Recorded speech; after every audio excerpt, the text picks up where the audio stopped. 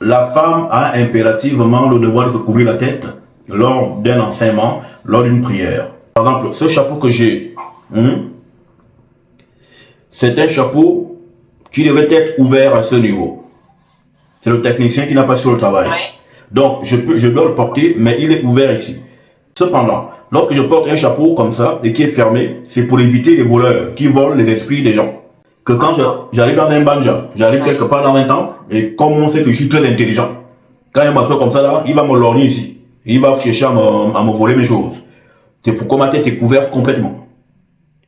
Voilà. Mais dans mon temple, c'est ouvert. Ici, c'est ouvert. Tu viens me voler, c'est moi qui te vole. Tu n'as pas les mains. Voilà.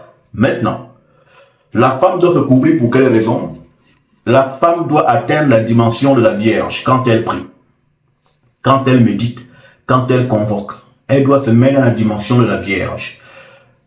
Le foulard que vous mettez, mesdames, quand vous priez, vous imitez l'état de virginité que vous aviez avant de connaître les hommes. Et c'est derrière la virginité que se trouve Dieu. Dieu se trouve de l'autre côté du voile. Du voile, c'est pourquoi dans le temple, les tables de la loi qui marquent la présence de Dieu à Isuria, Israël, étaient de l'autre côté du voile du temple. Donc il faut le voile pour que Dieu soit effectif de l'autre côté du voile. Et c'est pourquoi la femme se voile la tête. Elle se voile la tête pour imiter sa virginité. Une femme qui se voile est une femme vierge. Vierge sur le plan physique, mais aussi vierge sur le plan spirituel. La femme qui se voile atteint la dimension de l'amen, de l'amon, de l'hymen. Donc, le voile est un hymen. L'hymen au derrière duquel se trouve Dieu. Par contre, un homme qui prie tête coiffée est un homme qui a le ntutor, c'est-à-dire qui n'a pas le pipi coupé. Parce que ça là, ça symbolise le chapeau du pénis. Hein? Donc, si je l'enlève, là, je suis un homme circoncis. Hein? Là, c'est la circoncision totale. Et donc, je dois parler du Seigneur dans cet état. Et si je le mets, c'est pour me cacher. Hein? Des voleurs qui volent les énergies des gens. Donc, une femme qui prie tête dévoilée, c'est une prostituée. Parce que tête dévoilée, que tu es déviergé, tu es ouvert, tu as les fesses ouvertes et tu pries le Seigneur. Non, on ne prie pas Dieu les fesses ouvertes. Je ne sais pas comment expliquer ça, mais il n'y a que ça que je trouve comme mot. Hein? Je ne sais pas comment expliquer ça avec plus de douceur. Je ne sais pas être doux. J'explique les choses avec brutalité. J'espère que vous comprenez. C'est comme une femme comme ça qui vient. Oui, j'ai compris. Voilà, qui comme ça, elle montre à tout le monde que, voilà, moi je suis une femme, moi l'hombite, c'est mon truc. Je suis dedans. Voilà, et non. Comme l'humilité. Hein. Voilà, une femme qui se voile, c'est une femme qui retrouve la virginité. Parce que la virginité est non seulement le fait que la femme n'est pas reconnue, mais aussi c'est un grade spirituel. C'est pourquoi chez les catholiques, vous avez Marie qui a fait plusieurs gosses, qu'on appelle toujours Vierge, Sainte Vierge Marie. Alors qu'elle a couché, elle a couché et elle a accouché. Comment quelqu'un qui a fait des enfants est vierge? C'est parce que c'est aussi un grade spirituel au travers duquel la femme se montre digne de se présenter devant le Seigneur des esprits. Est-ce que c'est obligatoire de s'exprimer, d'ouvrir la bouche, ou bien, par exemple, avant de dormir, on peut avoir une pensée envers Dieu? Avoir une pensée envers Dieu, c'est de l'arrogance. L'arrogance du christianisme. Avoir une pensée envers Dieu. Quand? Non, quand même. Dieu est la pensée. Tu penses la pensée? Non.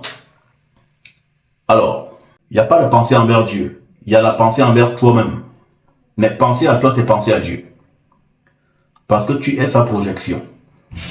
Au travers de son image. Il faut toujours commencer sa journée en la consacrant aux ancêtres. Qui montent nos paroles vers les entités supérieures. Qui les montrent finalement à Dieu. À la fin de la journée, il faut remercier Dieu par les ancêtres pour tous les événements qu'on a vécus. Et que la nuit soit une nuit de réparation qui nous prépare à de nouvelles merveilles, de la journée qui commence même là déjà, parce que le jour commence à 18 h. Voilà.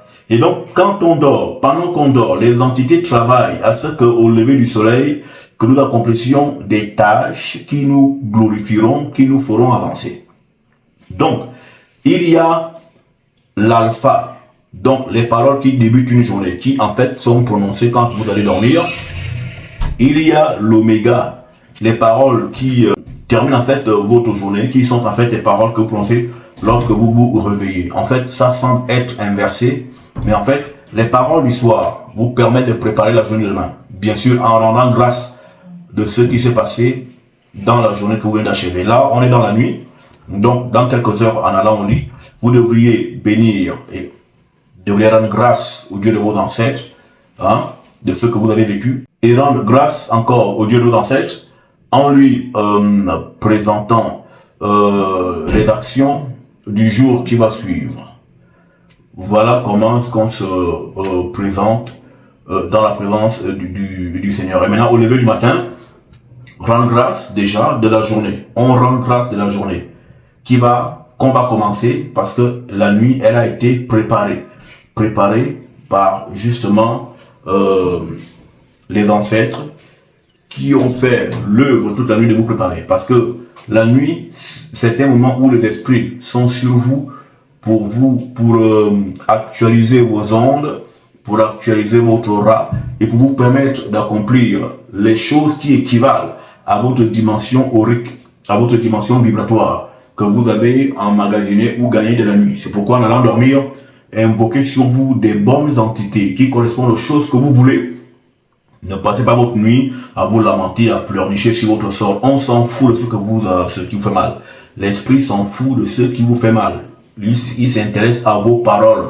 À vos paroles, qu'est-ce que vous voulez? Tu veux qu'on te fasse quoi? Dis ce que tu veux, l'esprit agira comme tel.